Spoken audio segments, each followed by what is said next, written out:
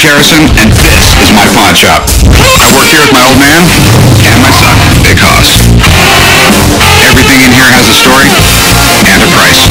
One thing I've learned after 21 years, you never know what is going to come through that door.